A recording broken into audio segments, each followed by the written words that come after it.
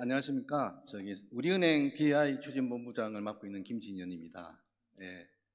제가 일하는 사람이라서 이렇게 강연 잘 못합니다. 그래서 또 어떻게 보면 또 고향도 부산이고 이래가지고 사투리도 막 쓰고 이래가지고 이렇게 전달력은 좀 떨어집니다만은 그래도 이렇게 현장에서 이렇게 겪었던 여러 가지 생생한 말씀들 이렇게 잘 전달 드리도록 그렇게 한번 해보겠습니다. 2023년 아주경제 이제 GGGF에 초대해 주시고 발표할 수 있는 기회를 주셔서 감사합니다. 저는 경영학과를 나왔거든요. 근데 이제 기술의 최첨단에 있는 그래도 금융에서 그런 분야를 좀 맡고 있습니다. 간단히 소개해드리면 DI 추진본부라고 해서 디지털 인텔리전스의 약자입니다. 저희 이제 조금 이제 조직명은 좀 올드하지만 AI 사업부, 그다음에 빅데이터 사업부, 그다음에 혁신기술 사업부 이렇게 해서 이제 혁신기술 사업부는 이제 블록체인까지 이제 담당하고 있습니다. 오늘 발표의 좀 이해도를 돕기 위해서 저의 정체성에 대해서 좀 먼저 밝히면은 저는 이렇게 기술을 이용해서 고객들에게 와우하는 그런 경험을 이렇게 제공을 해 드리는 게 제 소명이라 생각하고 그런 경험을 통해서 고객들이 저희 금융사를 더 많이 찾아주시고 더 많이 사주시고 이렇게 함으로써 돈을 많이 벌거나 돈을 많이 아끼거나 하는 그런 것을 이렇게 해서 회사에서 그 기여한 몫으로 해서 월급을 받는 사람입니다. 여기서 이제 이 금융이라는 것에 하고 이제 AI나 인공지능하고 어떤 관계를 좀 이렇게 깊이 생각을 해볼 필요가 있을 것 같습니다. 이 금융을 저도 이제 30년 동안 금융업에 종사를 하고 있습니다만은 금융업은 결국은 이제 금융 상품을 파는 업입니다. 그 금융 상품이 예를 들어서 예금이나 뭐 대출이면은 은행에서 하겠죠. 보험 상품이면은 이제 보험회사라고 칭하고 있을 것 같고요. 증권을 이제 판매를 하거나 그 중개를 하면은 이제 증권회사라고 있습니다. 근데 이 사람들은 조금 이렇게 만나 보시면은 왠지 조금 좀 이렇게 DNA가 다르다는 그런 느낌들을 가질 겁니다. 왜냐하면은 금융의 제일 특성이 이제 정보의 비대称성입니다. 금융 상품을 파는데 이 상품에 대해서 워낙 잘 알고 있는 사람은 금융회사고 이 사는 분들은 제대로 잘 알고 사지는 못합니다. 그거는 이제 저도 마찬가지로 저도 많은 보험을 가입하고 있고 저도 많은 대출을 받고 있고 뭐 이렇게 하는데 그걸 잘 모릅니다. 저도 30년 동안 금융사에서 근무를 했습니다만 그러다 보니까 금융사에는 엄청난 그 책임성이 따릅니다. 엄청 책임성이 따르기 때문에 상당히 보수적으로 금융사들은 움직일 수밖에 없습니다. 이게 지금 현재 왜 제가 이런 말씀을 드리고 있냐면은 현재 지금 오늘 우리가 이야기하고 있는 이런 초거대 AI나 뭐 생성형 AI 이런 문제하고 금융하고는 희망도 있고 어떤 비전도 있지만 또 아주 상당히 많은 걸림돌과 또 극복해야 될 문제를 가지고 있는 것이라는 의견입니다. 그럼에도 불구하고 말씀드리고 싶은 것은 뭔가 이게 저도 이 AI 업무나 이런 것들을 한 8년 정도 지금 계속 지속적으로 하고 있거든요. 근데 사실 8년이면은 우리나라에서 산업계에서는 아마 제 1세대일 겁니다. AI에 대해서 진짜 비즈니스에서. 물론 학계나 이런 곳은 좀 더 빨리 그 전부터 뭐 한 2010년, 12년 이때부터 이제 했겠죠. 그래서 사실은 이때까지 이게 흘러온 역사라든지 이런 것들을 제대로 잘 알고 있습니다. 근데 지금은 조금 전환점이 실제로 온 것 같습니다. 사실 뭐 7년, 6년 전만 해도 저가 그랬습니다. 우리 같이 일하는 박사님들하고 야, GPU라는 게 있는데 그게 뭐지? 이걸 어디다 꼽아야 되는 거지? 이걸 어디 꼽는 건가? 뭐 이걸 사는 건가? 뭐 이런 수준이었습니다만 지금 우리가 생성형 AI에 대해서 이야기를 하고 있다는 사실은 정말 고무적이라고 볼 수가 있겠습니다. 조금 뭐 비즈니스 인력으로서 기술을 바라보면서 이때까지 살아오면서 좀 시니컬한 점이 좀 있었는데, 그런 시니컬한 점에서 좀 요새는 좀 뭔가 좀 받아들이고 이제 오픈되고 그쪽으로 더 많이 마음이 열리는 그런 상황이라고 볼 수 있습니다. 오늘 드릴 말씀은 이제 금융이 이제 인공지능을 위한 전환이라고 되어 있습니다. 사실 좀 이렇게 보면 비문 같습니다. 왜냐하면은 왜 인공지능이 금융을 향해야지 왜 금융이 인공지능을 향하느냐, 이런 것. 제목에 이제 그런 말씀을 넣었는데, 그만큼 이제 금융 자체도 정말 전환기에 서 있다, 이런 말씀이고, 아까 우리 최승철 소장님께서 말씀하셨던 바대로 이거는 혹시 은행원의 앞으로 일자리의 문제일 수도 있고 은행의 서비스의 문제일 수도 있고 뭐 이런 여러 가지입니다. 서론이 너무 길었습니다. 예, 저도 이제 우리 그 후배들하고 같이 이야기를 하면서 이제 보고서 들고 오면 일단 보고서 내려놔라. 그냥 내가 한글 모르는 거는 아니니까 네 생각이 뭐냐. 이제 그렇게들 이제 흔히들 이야기하고 있는데요. 오늘은 이제 제 생각이나 이런 것들 좀 위주로 좀 말씀드리겠습니다. 금융산업에서는 결국은 이제 데이터적인 측면에서 보면 이제 이미지 데이터라든지 텍스트 데이터, 수치 데이터 이런 걸 통해 가지고 기술을 적용해서 그 기술에 대해서 이제 모델을 만들고 그 모델을 이제 개인 고객이나 기업 고객이나 외환 뭐 자산 관리 이런 쪽으로 지금 사용하고 있습니다. 사실 지금 금융산업 특히 은행이 처해 있는 문제는 상당히 심각한 문제입니다. 사실은 어떻게 보면은 이제 그 점포수 여러분 저가 사는 곳도 옛날에는 은행이 그 상가에 4개가 있었습니다. 지금 하나도 없습니다. 점포수가 지금 이제 예를 들면은 이제 줄어들고 있고, 그렇다면은 ATM도 줄어들고 있고, 사실은 이제 비대면으로 상품이 증가하는 비중도 뭐 예금 같은 거는 90%까지 지금 되고 있고요. 신용대출 같은 경우는 급격하게 지금 상승하고 있습니다. 비대면 채널에서 이렇게 업무 비중 따지면 75%, 80%막 이렇게 육박을 하고 있는 상황입니다. 이런 상황이 사실은 이제 명암이 좀 있습니다. 이 명암이 이제 첫 번째로는 이제 이게 금융회사와 고객 사이에서 이제 살펴보면은 금융회사는 이제 오프라인 채널 이제 디지털화가 자꾸 되고 이렇게 하면 오프라인 채널을 운영하는 비용이 이제 줄어들겠죠. 좋습니다. 옛날에는 은행원들 많이 채용해서 인건비도 많이 들여야 되고 점포 임차료도 필요하고 이런 상황이었는데, 예, 그런 상황들이 이제 좀 줄어드는 그런 측면이 있습니다. 그 다음에 이제 꼭 오프라인에만 가서 이렇게 서비스를 해드려야 했던 그런 부분들이 지금은 이제 온라인에서 이제 되기 때문에 고객의 접점 포인트가 상당히 많아지는 측면이 있죠.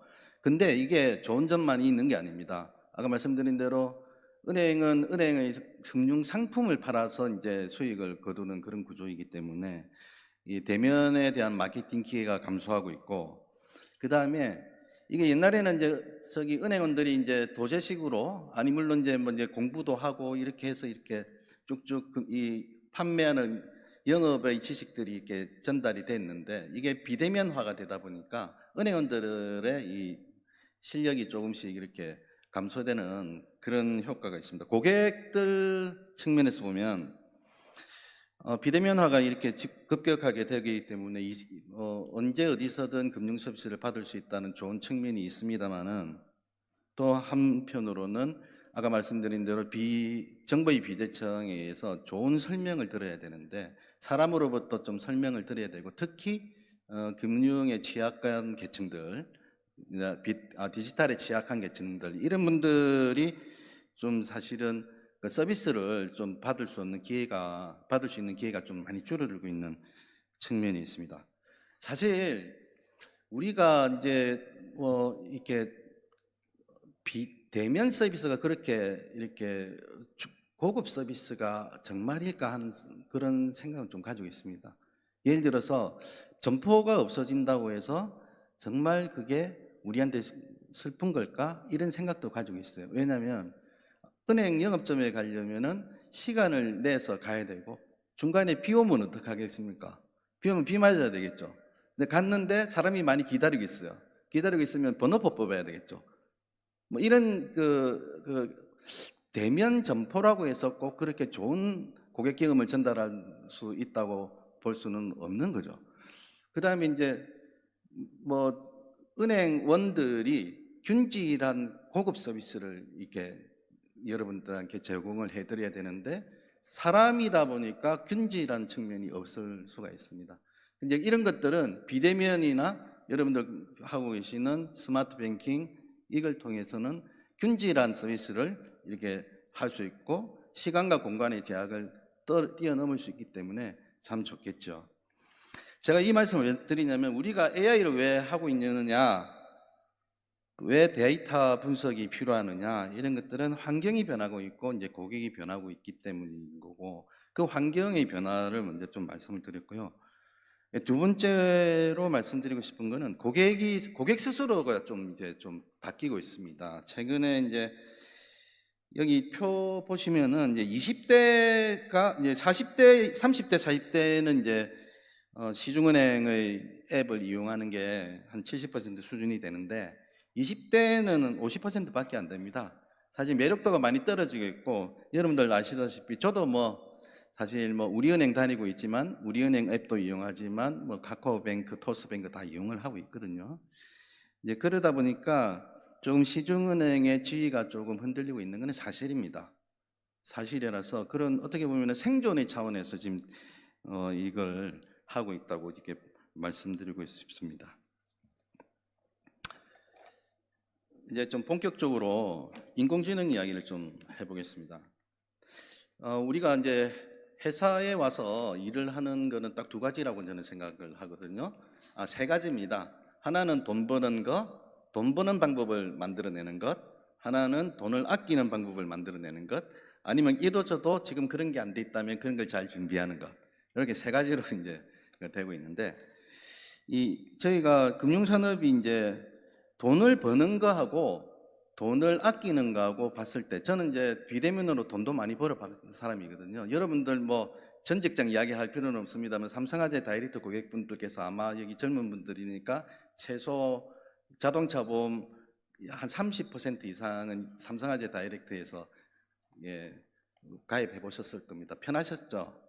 돈 많이 벌었거든요. 고객분들도 많이 MS도 많이 늘리고 AI나 데이터 분석을 통해서 돈 버는 것도 해봤고 또 지금 은행에서 또 뭐 이렇게 효율을 좀 이렇게 강조하는 일도 해봤습니다만은 사실은 돈 버는 일은 쉽지 않고요. 저희가 이게 돈을 좀 이렇게 많이 아끼는 방법. 그러니까 어떻게 보면 생산성 향상에 이렇게 많이 좀 이렇게 집중을 해서 하고 있습니다. 먼저 이제 사실 인간이 하던 일이 이제 많이 이제 인공지능으로 대체되고 있고 그러면은 이제 그런 인간의 코스트가 들어가는 것들을 이렇게 저희가 좀 줄일 수 있고 그 투자 여건으로 AI 뱅커라는 것을 만들어서 고객들에게 서비스를 하면 고객들께서 오프라인의 그런 고객 경험을 그대로 비대면에서도 하실 수가 있고 그러면 좀 더 또 그러면 고객들께서 비대면으로 더 들어오시고 그 비대면으로 들어오시는 데이터를 통해서 더 AI를 더 발전시키고 하는 그런 선순환 구조를 이제 저희들이 이제 만들고 싶어서 인공지능을 지금 많이 이용하려고 하는데요. 생성형 AI와 관련해서 드리고 싶은 말씀은 좀 사실 이제 금융에서 생성형 AI를 바라보는 시각이 좀 복잡다단합니다. 복잡다단하고 좀 마음이 좀 이렇게 편치가 않습니다. 왜냐하면은 아까 말씀드린 대로 제가 사실은 이제 은행은 창구에서 일해본 경험이 없습니다. 하지만 말은 잘하잖아요. 제가 이렇게 여러분께 말해보겠습니다. 저희 은행은요, LTV 500%를 빌려드리겠습니다. 주택담보대출. 예. 이자는 50% 받겠습니다. 이렇게 이야기를 이제 하는 거죠. 이런 문제들이 지금 생성형 AI에 지금 들어가 있습니다. 어디에? 금융에서 사용하기 위해서는. 경험적인 측면으로 보면, 누적으로 따지면은 제가 이제 그런 경험이 있습니다. 누적으로 따지면 1,000억의 누적 BEP, 1,000억을 누적으로 해서 BEP를 달성하는 어떤 사업이라면 투자를 이제 4년에 걸쳐서 이제 투자를 해서 누적 1,000억을 갖다가 달성을 하면 이제 BEP를 통과를 하는데 방법이 두 가지가 있습니다. 하나의 방법은 1,000억, 첫 해에는 100억을 쓰고 두 번째에는 200억을 쓰고 세 번째에는 300억 쓰고 400억 쓰고 비용을 그렇게 투여를 하겠죠. 그래서 이제 BEP를 달성하는 방법이 있을 수 있고 아니면은 첫 해에 400억 쓰고 300억 쓰고 200억 쓰고 100억 쓰고 하는 방법이 있을 건데요. 첫 해에 400억 쓰는 방법이 사실은 이 비즈니스를 정확하게 갈 수 있는 방법이겠죠. 하지만 그렇게 해서 저희가 첫 해에 400억을 쓰겠습니다라고 하면은 CEO한테 혼날 가능성이 많습니다. 우리가 디지털 하면서 이런 경험들이 많은데요. 그래서 어쩔 수 없이 돈 얼마 안 들이고 좋은 비전을 드리면서 100억을 먼저 써보겠습니다라고 이야기를 하죠. 그 다음에 200억 드는 거죠. 사실 생성형 AI라는 것은 제가 보는 관점에서는 이런 거하고 똑같다고 생각됩니다. 사실 비지도 학습이란 게 사실 엄청 편하지 않습니까? 모든 데이터 때려놓고 컴퓨팅 파워 늘려서 좀 결과를 얻는 방법인 거죠. 근데 요새 이 생성형 AI 특히 이제 그 초거대 AI 모델을 만들기 위해서 돈을 엄청 많이 써야 된다고 생각하고 있고 지금도 몇 조씩 이렇게 끌어붓고 있지 않습니까? 그게 제일 싼 방법입니다. 이라고 생각합니다. 실제로 지도 학습이 이루어져야 되는 거죠. 그래서 지금 현재 바라보는 초거대 AI, 금융에서 바라보는 초거대 AI를 바라볼 때는 아까 말씀드린 대로 이제 100억 들어간 수준이다.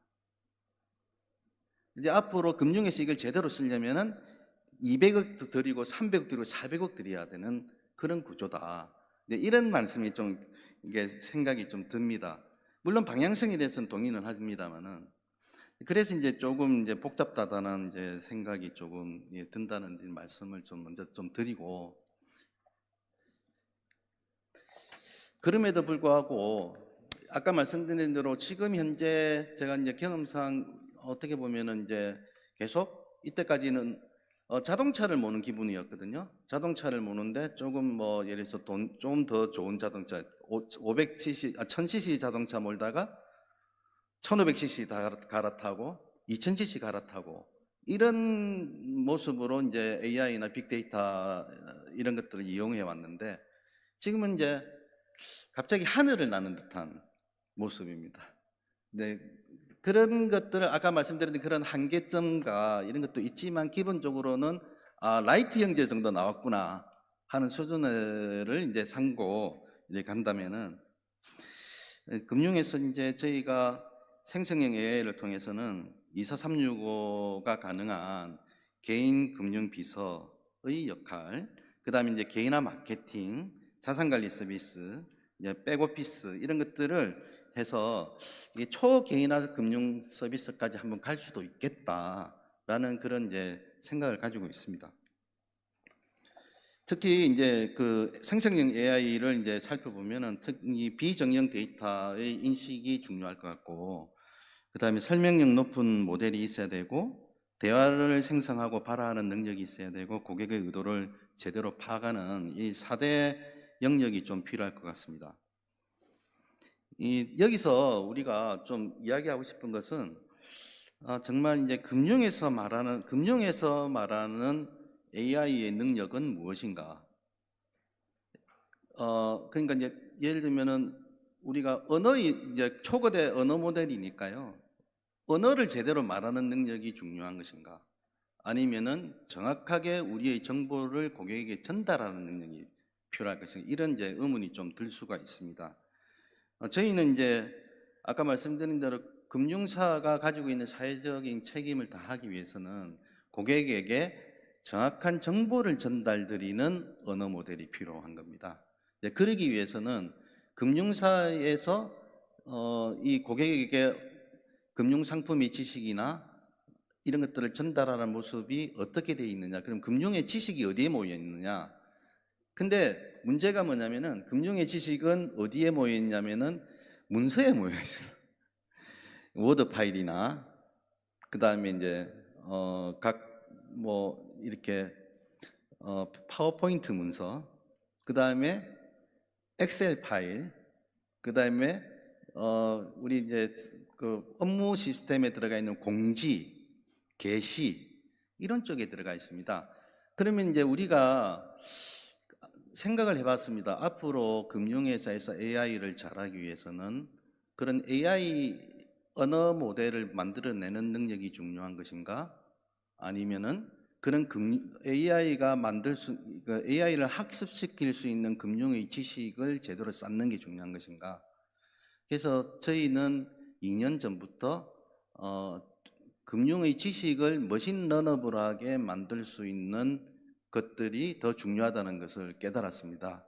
그래서 저희가 지금 이제 이번 달 정도에 이제 마무리, 이제 2년에 걸쳐 가지고 저희들이 했던 프로젝트가 이제 마무리가 될 예정인데요. 비정형 데이터 자산화 서비스, 자산화 과제를 하고 있습니다. 모든 회사에 서 만들어지는 문서라든지 이런 것들을 실시간으로 머신러너블하게 다 만들어서 실시간으로 계속 재학습을 하고 그 재학습한 결과가 말하는 능력하고 같이 결합해서 이렇게 고객에게 전달할 수 있는 그 체계를 갖추기 위해서 데이터를 2년 동안 준비해서 만들었습니다. 2년 전에 기획하고 2년 전에 우리가 이제 이런 금융의 초거대 언어 모델, 금융 언어 모델을 생각했다는 것이 우리은행의 강점입니다. 저도 이제 우리은행에서 나왔으니까 우리은행이 잘하는 점 좀 자랑 좀 하고 싶어서 말씀드렸는데요. 그래서 그런 것들. 그 다음에 모델은 최근에 또 이제 화두가 있습니다. 화두가 이제 저희가 LG AI 연구원하고도 같이 작업도 했었고 한 2년 정도 됐습니다. 했고 지금 또 오픈 소스들도 많이 생기고 있고 어쨌든 말하는 능력은 오픈 소스 정도만 되더라도 말하는 능력은 충분히 확보가 된다. 고객들에게 충분히 자연스럽게 말할 수 있는 능력이 된다. 이렇게 좀 생각을 하고 있고 그런 상황입니다. 그래서 저희가 실시간으로 데이터를 아까 말씀드린 대로 수집하는 그런 체계하고 그다음에 말하는 능력을 두 개를 합치면 이것을 통해서 이제 생성형 AI를 저희가 금융에서 이용하고 그걸 통해서 금융 언어 모델을 만들 수 있겠다. 이렇게 지금 진행하고 있는 상황입니다.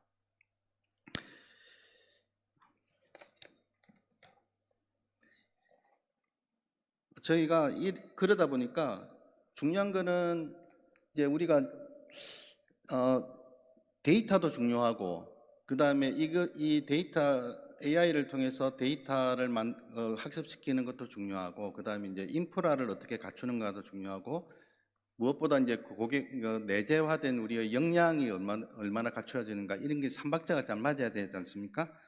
그래서 이제 저희가 금융 데이터를 학습을 한 것들 말씀을 드렸고 두 번째로는 이제 인프라와 관련해서는 저희들이 그 LLM 모델을 그러니까 여러 가지 이제 앞으로도 지금도 뭐 GPT-4, GPT-5 뭐 만들고 뭐 이렇게 여러 군데서 나올 수 있지 않습니까? 그런 것들이 잘 이렇게 같이 잘 혼합이 돼서 잘 운영이 될 수 있도록 LLM 옵스라는 것을 지금 준비하고 있습니다. 네, 그런 인프라를 가지고 결국 마지막으로 고객들한테는 챗봇을 통해서 이제 이런 것들이 시연이 되거나 그다음에 AI 휴먼을 통해서 이제 시연이 되겠죠.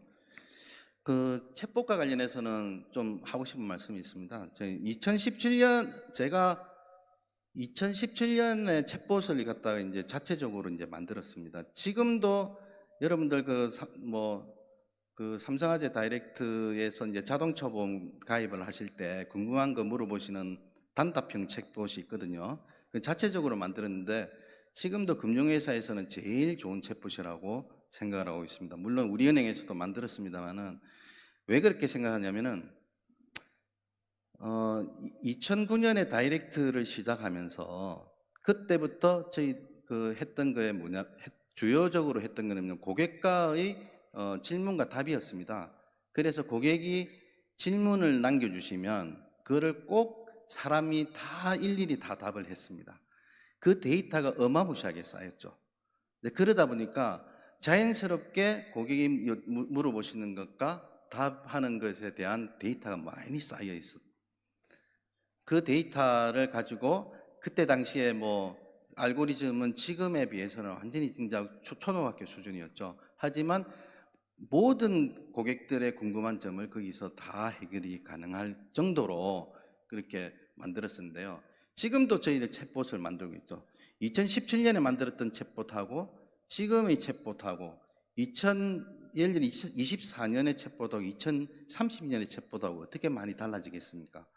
그런 측면에서 계속 지속적으로 저희들은 이 역량을 내재화해서 챗봇을 만들어내는 역량을 내재화하는 것도 중요하겠다, 이렇게 생각해서 지금 진행을 하고 있고요. 우리은행의 이제 그 AI 뱅크에 대한 로드맵입니다. 사실 아까 저기 직업 일자리에서도 말씀을 하셨습니다만은 결국은 은행원은 앞으로 사람 은행원과 AI 은행원으로 만들어질 거고, 그 AI 은행원이 커버리지하는 업무는 앞으로도 계속 늘어날 겁니다. 그래서 근데 사람만이 할 수 있는 서비스겠죠. 이제 실제로 은행원은 앞으로 사람만이 할 수 있는 서비스에 집중을 할 수 있고 더 고급적이고 전문적인 일에 이제 투여를 하게 될 거고, 24시간 360일 단순 업무 처리라든지 이런 것들은 거의 100% 가까이 AI 은행원들이 담당하게 될 가능성이 많을 것 같습니다. 그래서 저희가 그것은 이제 디지털 트윈이라고 생각하고 담당하는 역할을 좀 이렇게 나눠봤습니다. AI 텔러, 이제 쉽게 말해서 이제 여러분들 창구에 가면 만나시게 되는 사람들도 AI 텔러로 AI가 대체를 많이 하게 될 겁니다. 그 다음에 PB도 마찬가지고요. 그 다음에 고객센터에서 여러분들 상담을 하시는 콜센터 있죠? 예, 거기에 있는 분들도 많이 AI로 대체가 될 가능성이 있고요. 그게 이제 고객들을 만나는 프론트에서는 이제 그렇게 진행이 될 것 같고, 그 다음에 이제 미들오피스 쪽에서는 심사역이라든지 검사역들이 AI로 많이 대체가 될 것 같고요. 백오피스도 마찬가지고요. 그런 것들을 저희가 이제 디지털 휴먼과 금융 언어 모델, 그 다음에 저희 그 시장 예측을 하는 딥센싱, 그 다음에 대화형 플랫폼하고 AICC, 그리고 AI를 토탈리 서비스할 수 있는 서비스 허브, 이런 것들의 플랫폼을 거쳐서 창구 업무 단순 조회나 처리, 그 다음에 로봇 어드바이저, AI 챗봇, AI 상담봇, 이런 것들로 이제 서비스를 통해서 이제 고객들에게는 디지털 데스크, 그 다음에 스마트폰, ARS 단말기를 통해 가지고 은행원들에게 오프라인에서 받는 서비스 그대로 이제 진행을 할 것 같습니다. 구체적으로 좀 너무 장황하게 설명드린 것부터 이랬고 해서 AI 텔러부터 세 가지만 좀 말씀드리겠습니다. AI 텔러는 옆에 이제 실제로 이제 저희 이제 AI 휴먼이고요. 저 사람이 이제 물론 이제 가상인간이고 생성형 AI로 만든 거죠. 최근에 많이 기술이 많이 발전해서 말하는 게 거의 사람하고 똑같습니다. 실제로는 우리 직원들 교육을 할 때 옛날에는 교육할 수 있는 컨텐츠를 직접 찍어야 됐었잖아요. 그 저희 강사가. 지금은 강사들이 그냥 자기 스크립트만 이렇게 만들어, 강의하는 부서에서 스크립트만 보내줍니다. 스크립트만 보내주면 그걸 그냥 AI 휴먼 통해 가지고 이렇게 읽거든요. 근데 이제 저기 뭐 현장에 있는 직원들 사이에서는 그게 사람인 줄 진짜 알고 있는 사람들도 있었습니다. 그런데 AI 텔러를 구현하기 위해서 저희가 이제 금융 언어 모델하고 시스템 개발, 시스템이 필요하고, 그 다음에 서비스 인터페이스로 AI 휴먼을 이렇게 이용하고 있고요. 이걸 통해서 고객의 측면에서는 번호표 뽑을 필요가 없겠죠. 그리고 보이는 모습이 UI가 사람하고 똑같습니다. 그래서 번호표 뽑을 필요가 없고, 그 다음에 직원들은 아까 말씀드린 단순한 업무는 이제 좀 덜하게 될 것이고, 고급 업무로 이게 상향이 될 거고, 회사로 보면은 옴니 채널을 이제 극대화하는 그런 모습으로 저희가 다가갈 것 같고요. AI PB는 일단 저희가 마이데이터를 통해서 개인의 360도 뷰를 이제 가지고, 그걸 통해서 저희 시장 예측 시스템을 통해서 자산 배분 모델을 잘 만들어서, 그걸 통해서 마이데이터 서비스에 들어가는 로보 어드바이저를 지금 만들려고 구상을 하고 있는 상황이고요. 고객은 이제 고객 측면에서 보면 이게 많은 큰 자산가가 아니더라도 자유롭게 로봇 어드바이저를 만날 수 있는 그런 기회도 가질 수 있을 것 같고, 직원들은 아까 말씀드린 대로 조금 꼭 더 많은 자산가들, 사람은 좀 더 거대 자산가들에게 더 깊은 딥한 서비스를 할 수 있을 것 같고, 은행은 비대면에서 많은 데이터, 비대면에서 이 고객들의 이 들어오는 그런 트래픽에 로봇 어드바이저를 서비스를 할 수 있는 그런 좋은 기회가 될 수 있을 것 같습니다. 지금 여러분 저기 아웃바운드로 뭐 이렇게 대출을 연장하신다든지 아니면 어떤 통지성 업무를 받는다든지 이런 것들은 대부분 은행에서 대부분 AI가 다 처리를 하고 있습니다.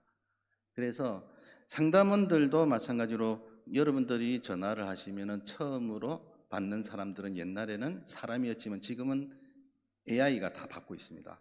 AI가 받아서 그것을 통해서 어떤 업무를 하실 건지를 말씀을 하시면은 자동으로 그 상담원한테 배정을 시켜주고 있고요.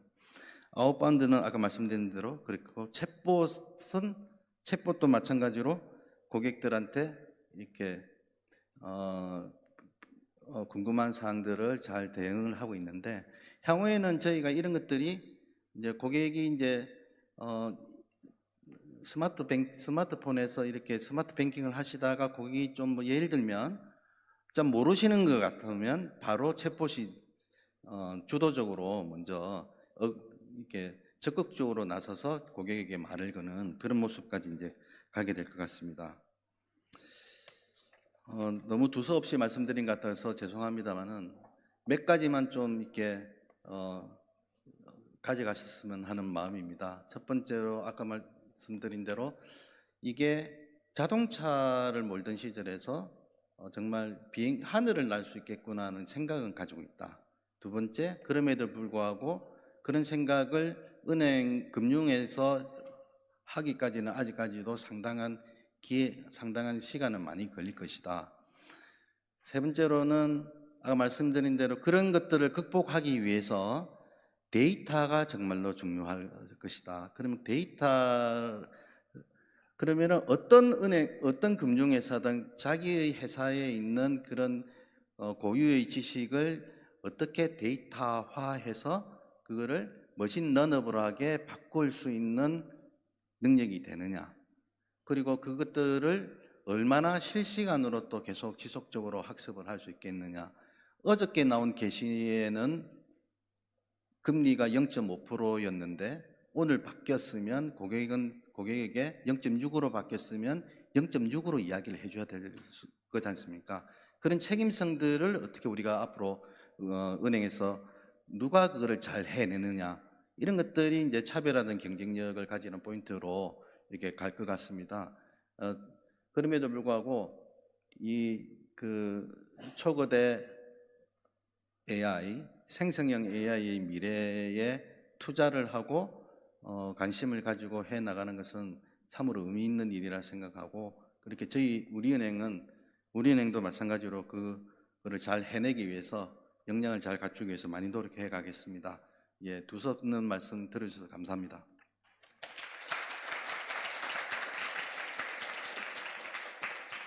첨단 멀티미디어 시대에 새로운 지평을 열고 있는 글로벌 스마트 미디어 아주미디어 그룹이 2023 신입 경력 기자를 모집합니다.